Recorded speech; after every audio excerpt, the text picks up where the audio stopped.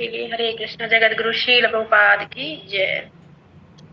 श्रीमद् भगवद गीता यथारूप अध्याय 6 और ध्यान योग श्लोक संख्या 15।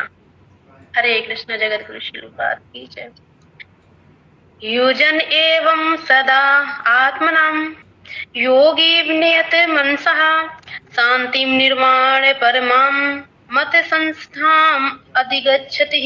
युजन अभ्यास करते हुए एवं इस प्रकार से सदा निरंतर आत्मनम शरीर मन तथा आत्मा योगी योगी का साधक नियत मनसा संयमित मन से युक्त शांतिम शांति को निर्माण परम भौतिक अस्तित्व का अंत मत संस्थाम चिन्मय वयम भगवत धाम को अधिगच्छति प्राप्त करता है। अनुवाद तात्पर्य श्रील प्रभुपाद द्वारा। श्रील प्रभुपाद की जय। हरे कृष्णा। इस प्रकार शरीर मन तथा कर्म में निरंतर संयम का अभ्यास करते हुए संयमित मन वाले योगी को इस भौतिक अस्तित्व की समाप्ति पर भगवत धाम की प्राप्ति होती है। तात्पर्य श्रील प्रभुपाद की जय। अब योगाभ्यास के चरम लक्ष्य का स्पष्टीकरण किया जा रहा है। योगाभ्यास किसी भौतिक सुविधा की प्राप्ति के लिए नहीं किया जाता है। इसका उद्देश्य तो भौतिक संसार से विरक्ति प्राप्त करना है। जो कोई इसके द्वारा स्वास्थ्य लाभ चाहता है या भौतिक सिद्धि प्राप्त करने का इच्छुक होता है वह भगवत गीता के अनुसार योगी नहीं है। ना ही भौतिक अस्तित्व की समाप्ति का अर्थ शून्य में प्रवेश है, क्योंकि ये कपोल कल्पना है। भगवान की सृष्टि में कहीं भी शून्य नहीं है। उल्टे भौतिक अस्तित्व की समाप्ति से मनुष्य भगवत धाम में प्रवेश करता है। भगवत गीता में भगवत धाम का स्पष्टीकरण किया गया है कि ये वह स्थान है जहाँ न सूर्य की आवश्यकता है न चांद या बिजली की। आध्यात्मिक राज्य के सारे लोग उसी प्रकार से स्वतः प्रकाशित हैं जिस प्रकार सूर्य द्वारा यह भौतिक आकाश। वैसे तो भगवत धाम सर्वत्र है, किंतु चिन्मय वयम तथा उसके लोगों को ही परम धाम कहा जाता है। एक पूर्ण योगी जिसे भगवान कृष्ण का पूर्ण ज्ञान है, जैसा कि यहाँ पर भगवान ने स्वयं कहा है, मर्चतः मत परहा मत स्थानम वास्तविक शांति प्राप्त कर सकता है और अंतर्गतः कृष्ण लोक या गोलोक वृंदावन को प्राप्त होता है। ब्रह्म संहिता में 5.37 में स्पष्ट उल्लेख है, गोलोक एवं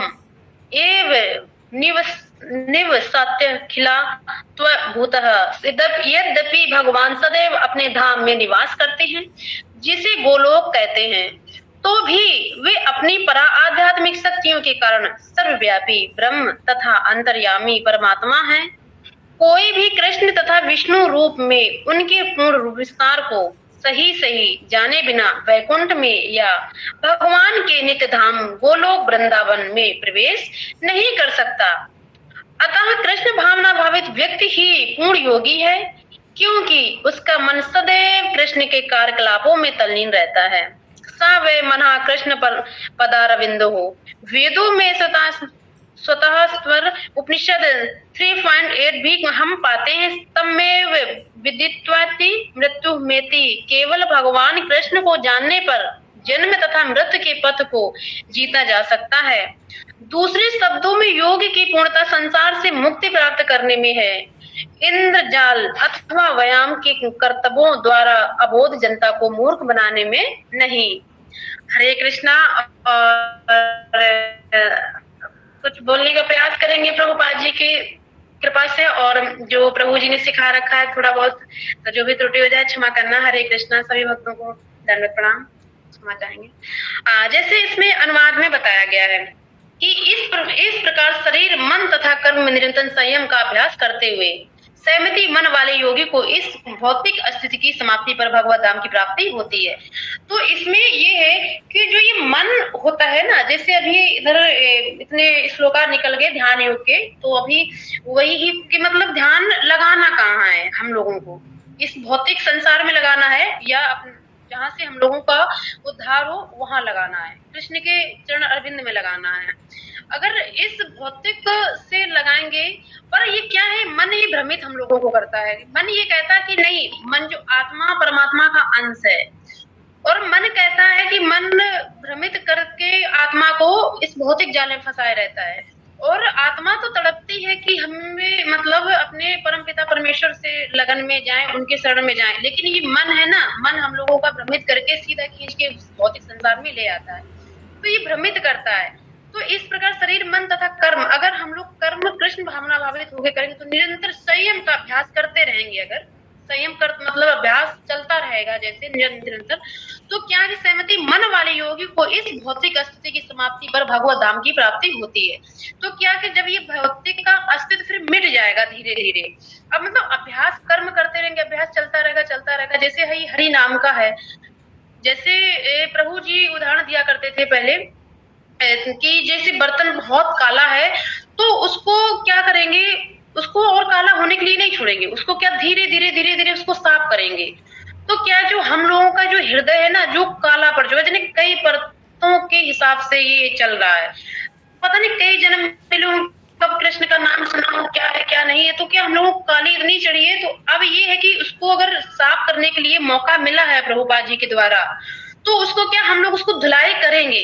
अगर वो अब कोई चीज है ज्यादा काली हो गई है तो उससे धीरे धीरे ही साफ होगा ना, अब एकदम तो नहीं कोई चीज हो जाएगी। तो उसको अगर निरंतर हरि नाम से धुलाई होती रहेगी ना, तो ये धीरे धीरे मतलब ये इधर प्रभुपाद जी ने अनुवाद में बताया ना कि जैसे भौतिक का अस्तित्व समाप्त हो जाएगा, वैसे मतलब भगवत धाम की प्राप्ति है। अगर ये भौतिक का मतलब ये समापन नहीं हुआ तो ये भगवत धाम की नहीं प्राप्ति करने देगा, ये मन ना यही फंसाए रहेगा। तो यही प्रभुपाद जी इसमें अनुवाद में बताते हैं। तो तात्पर्य में प्रभुपाद जी बता रहे हैं कि अब योगाभ्यास के चरम लक्ष्य का स्पष्टीकरण किया जा रहा है। योगाभ्यास किसी भौतिक सुविधा की प्राप्ति के लिए नहीं किया जाता, इसका उद्देश्य तो भौतिक संसार से विरक्ति प्राप्त करना। अब क्या है कि योगाभ्यास, अब योगा अभ्यास मतलब अगर हम लोग जैसे योगाभ्यास, जैसे कोई फास्टिंग रख रहा है और कोई कुछ कर रहा है, कोई बहुत से ऐसे योगी हैं जो जल से फल से मतलब निरंतर कहो, कई माताओं ने ऐसे वर्णन किया है कि बहुत से साधु लोग मतलब इतना इतना तप करते हैं भयंकर।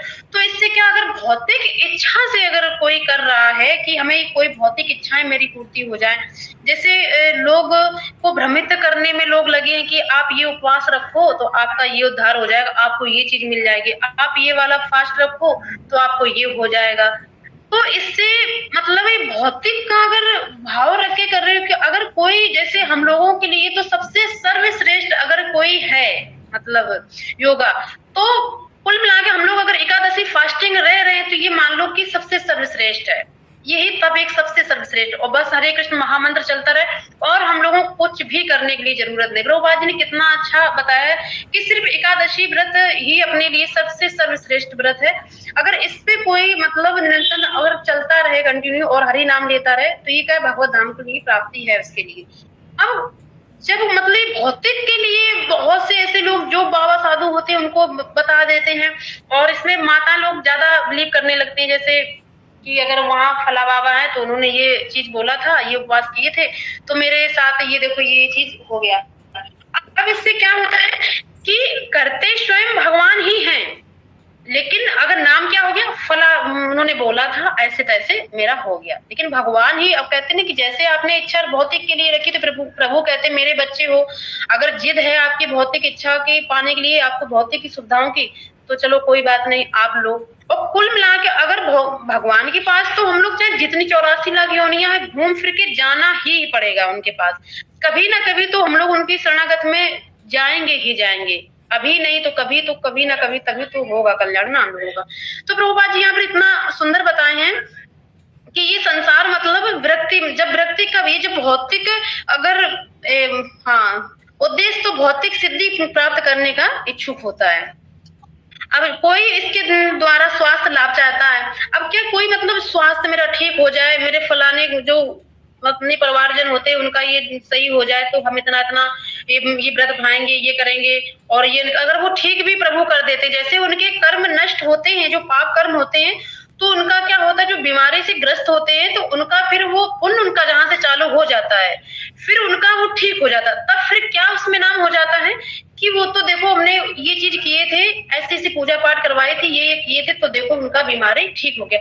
अब ये नहीं पता है कि जो उनके पाप कर्म थे वो पाप कर्म उनके समाप्त हो गए, पुण्य उनके चालू हो गए, इसीलिए वो ठीक हो गए। ये मतलब जो भौतिक में हम लोग पढ़े हैं ये चीज हम लोग नहीं समझते हैं, ये चीज बिल्कुल नहीं समझते।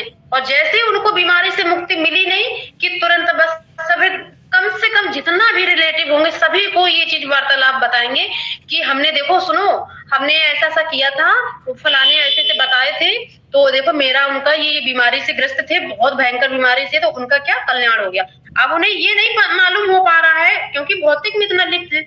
अगर किसी का रक्षा स्वादन गुरु के शरण में किसी का किया हो तो उन्हें ये चीज का ज्ञान हो कि हाँ ये तो उनका पुण्य चालू हो गया इसीलिए वो ठीक हो गए। तो यही पे प्रभुपाद जी ये बता रहे हैं कि भौतिक सिद्धि प्राप्त करने का इच्छुक होता है। तो क्या भौतिक के लिए मतलब ललायत हैं आज की दुनिया में, सब भौतिक ये मिल जाए वो मिल जाए ये मिल जाए प्रभु।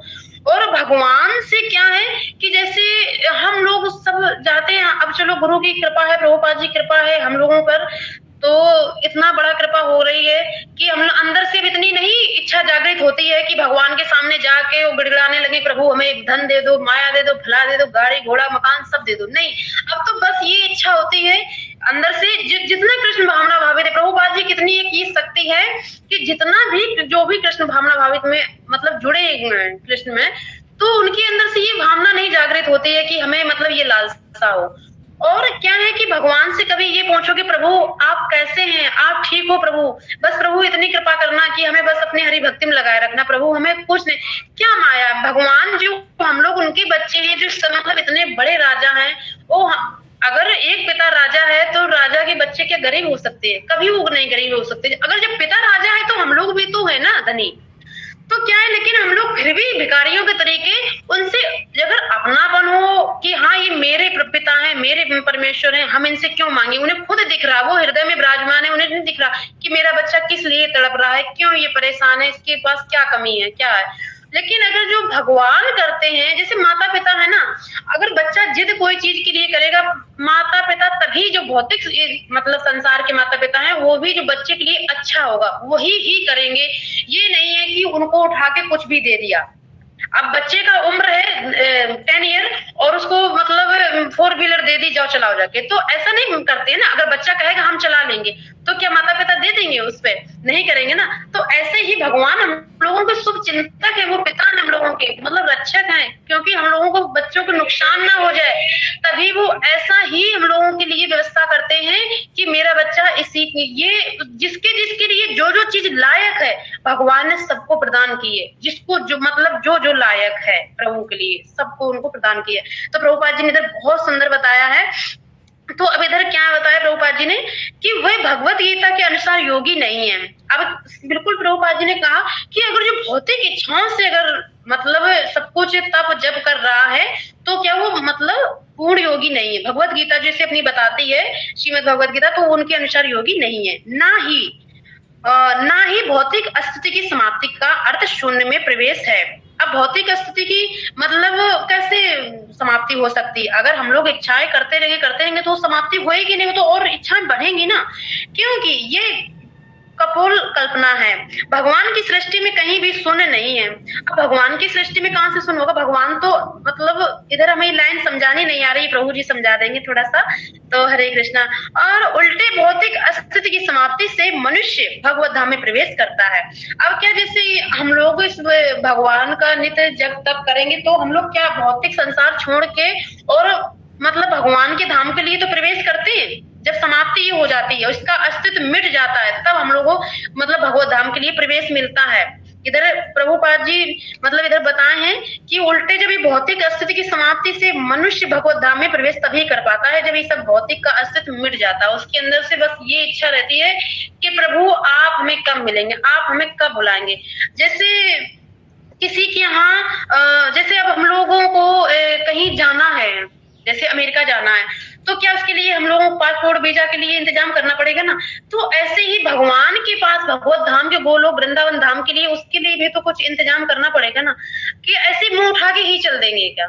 ऐसे कोई अंदर, जैसे हम लोग भौतिक जगत में अगर हम लोगों को कहीं भी थोड़ा से 100 किलोमीटर या 50 किलोमीटर दूरी पे जाना है तो कुछ ना कुछ तो उसके लिए व्यवस्था करनी पड़ती है ना। अगर ट्रेन से जा रहे हैं तो उसके लिए टिकट खरीदनी पड़ेगी, तभी ना हम पहुंचेंगे उस जगह। तो भगवान की मतलब इंसान का भावना क्या रहती है कि भगवान के पास हम डायरेक्टली पहुंच जाएंगे, तो ऐसे कैसे, जब हम लोग इस भौतिक संसार में ऐसे नहीं एंट्री है कहीं पर जाने के लिए। और कहीं भी देखो, अगर कोई अगर प्राइम मिनिस्टर है, किसी को मतलब मिलना जुलना है तो इनसे भी मतलब सब कुछ लेना पड़ता है कि कैसे मिलेंगे, क्या होगा, वो मतलब बड़ा कुछ राय मशवरा होता है। फिर कई लोग उनको, तो जब इधर ही इतना ये नियम कानून चलते हैं तो प्रभु के वहां पर क्यों नहीं चलता होगा ना। तो प्रभु के लिए भी तो हम लोगों के लिए प्रयास करना चाहिए कि मतलब गुरु से मतलब मिलना चाहिए, अंदर से लालसा जागनी चाहिए कि कैसे पहुंचेंगे भगवान के पास, क्या हमें ऐसा करना चाहिए जो हम भगवान के पास पहुंच सकते हैं, ऐसा हमें क्या अपनाना चाहिए। तो प्रभुपाद जी मिल गए हैं ना हम लोगों को, प्रभुपाद जी हैं, प्रभुपाद जी ने इतने सेंटर बना दिए हैं, तो यहाँ पर सब गुरुजन वैष्णव जन इतने बड़े बड़े बैठे, तो वो बता रहे हैं कि आओ ऐसे चलना है, यहाँ से ऐसे ऐसे मिलना है और ऐसे चलना है। तो प्रभुपाद जी ने सब सुविधा हम लोगों के कर दी, इतने कृपालु इतने दयालु प्रभुपाद जी हैं। तो वही यहाँ पर बताया है कि जैसे भगवत गीता में भगवत धाम का भी स्पष्टीकरण किया गया है कि ये वह स्थान है जहाँ न सूर्य की आवश्यकता है, न चांद या बिजली की, और आध्यात्मिक राज्य के सारे लोग उसी प्रकाश से स्वतः प्रकाशित है, जिस प्रकार सूर्य द्वारा ये भौतिक आकाश। अब यहाँ पर प्रभुपाद जी ने ये बताया कि जैसे वो जो भगवत गीता में ही बताया गया किसी चैप्टर में कि जो ये भगवत धाम है ना, तो वो मतलब स्वतः प्रकाशित है। वहां पर क्या है कि वो मतलब स्थान ऐसा है, वहां ना चांद की जरूरत, ना सूर्य की, ना मतलब बिजली की भी आवश्यकता नहीं है।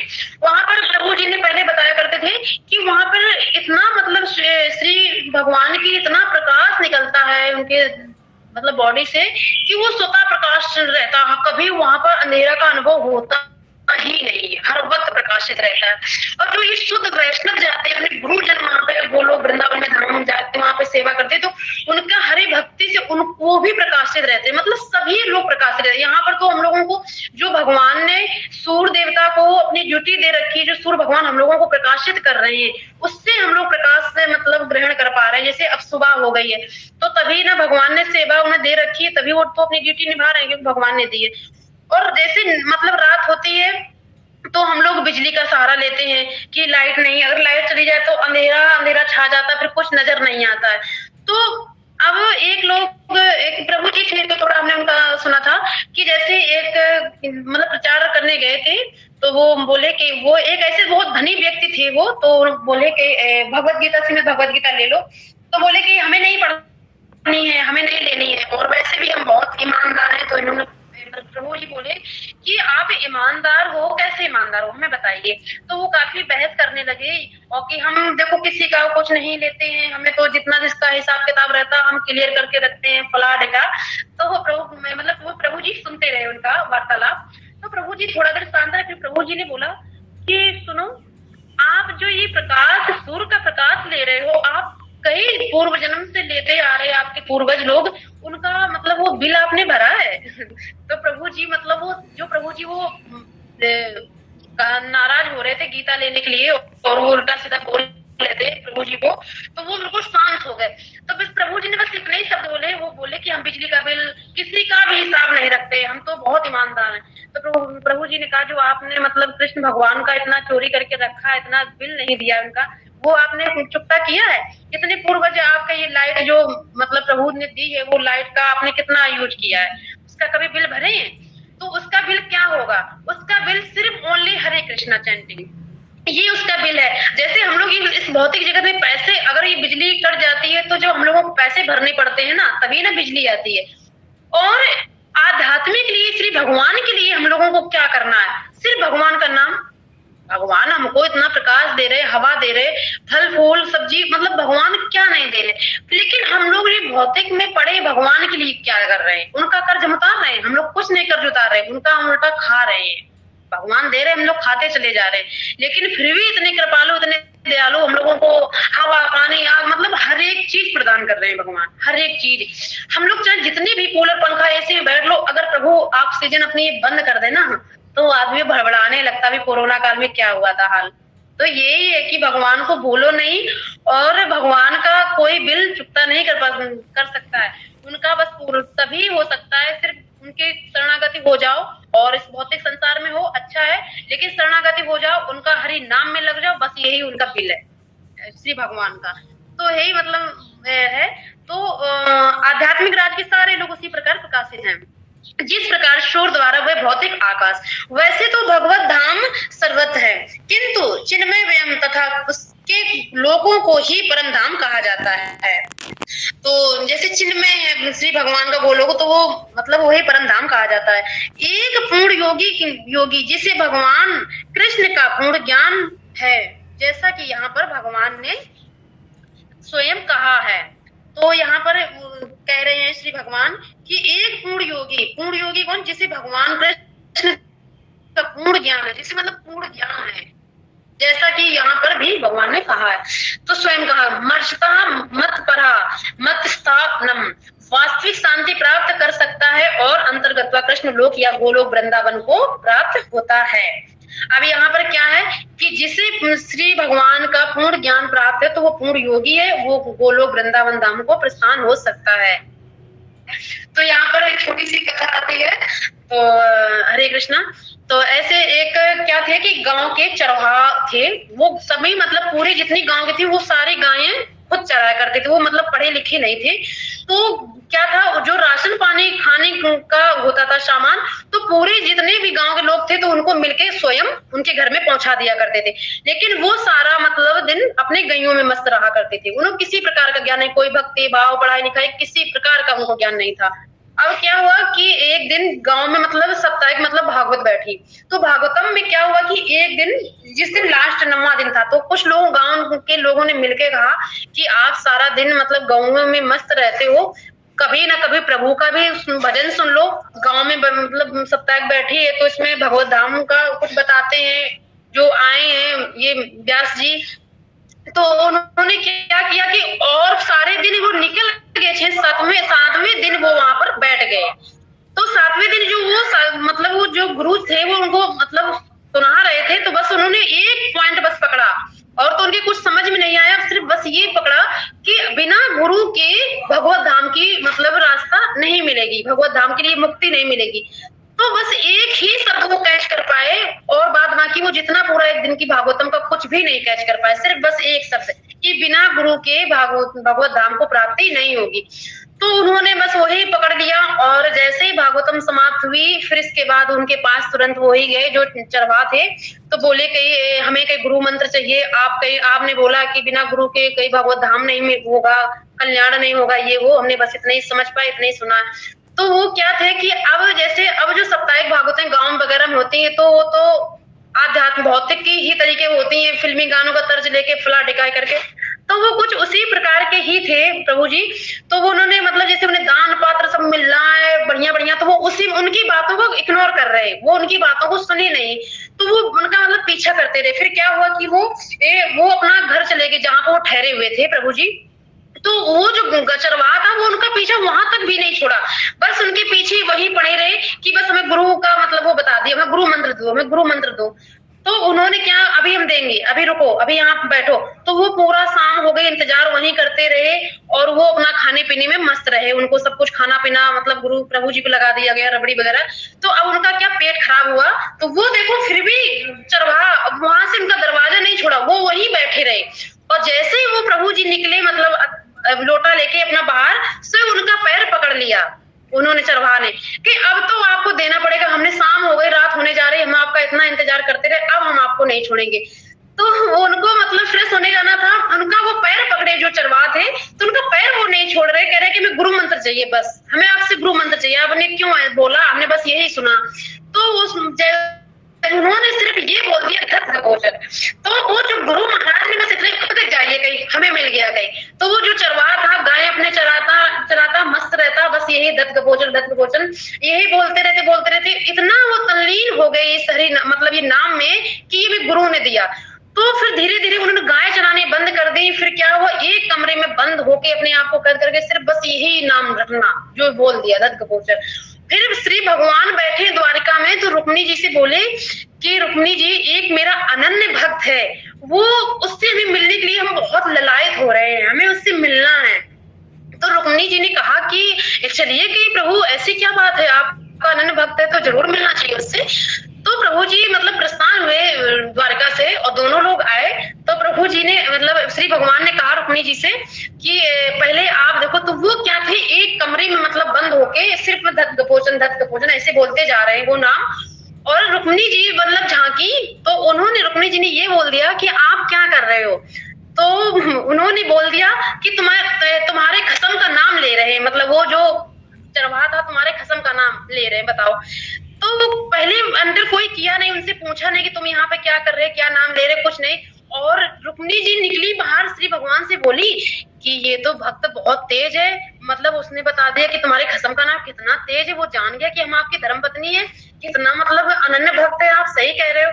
तब श्री भगवान ने बताया कि ये मेरा नाम कोई नहीं जानता है और ये मेरा मतलब यशोदा मैया ने मन बचपन बाल लीला में रखा था।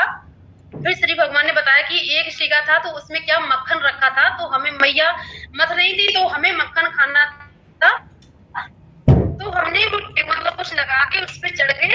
तो फिर मैया जैसी आवाज गई तो मैया अंदर से बाहर आई, मतलब अंदर आई बाहर से।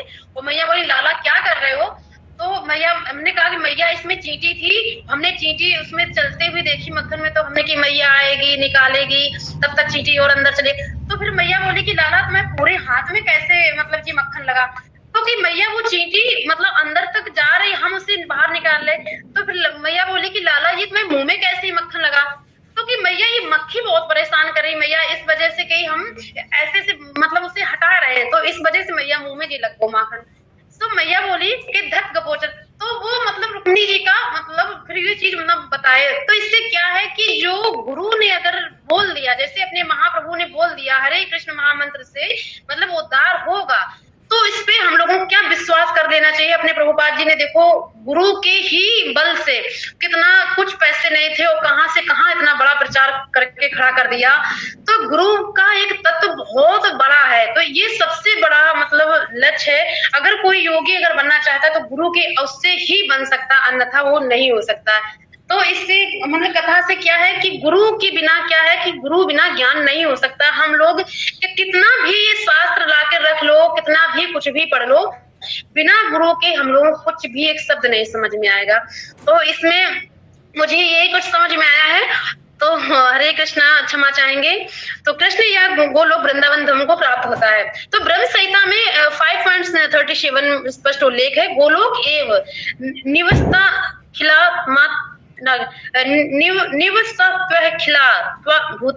यद्यपि भगवान सदैव अपने धाम में निवास करते हैं जिसे गोलोक कहते हैं, तो भी वे अपनी परा आध्यात्मिक शक्तियों के कारण सर्वव्यापी ब्रह्म तथा अंतर्यामी परमात्मा है।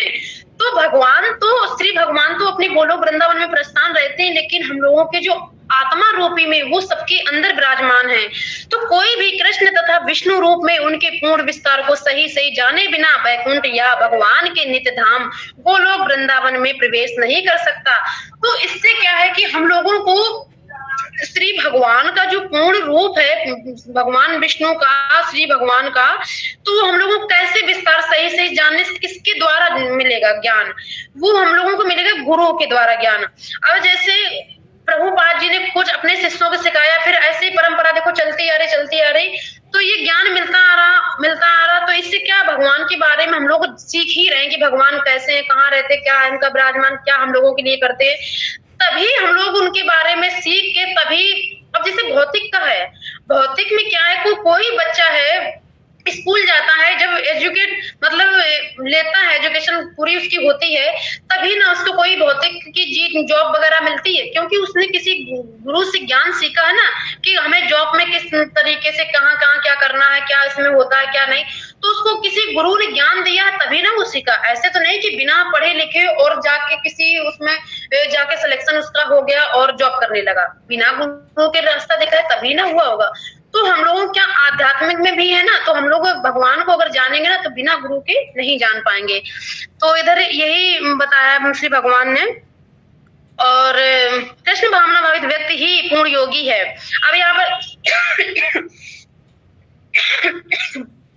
प्रभुपाद जी बता रहे हैं कि जो व्यक्ति मतलब कृष्ण भावना भावित है व्यक्ति है वही पूर्ण योगी है, क्योंकि उसका मन सदैव कृष्ण के कार्यकलापों में तल्लीन रहता है।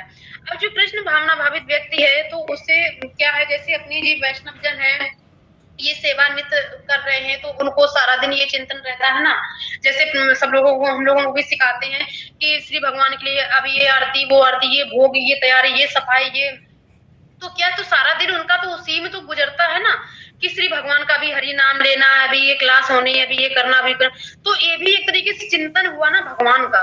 तो वही है कि वही मतलब कृष्ण भावना भावित जो है वही पूर्ण योगी है।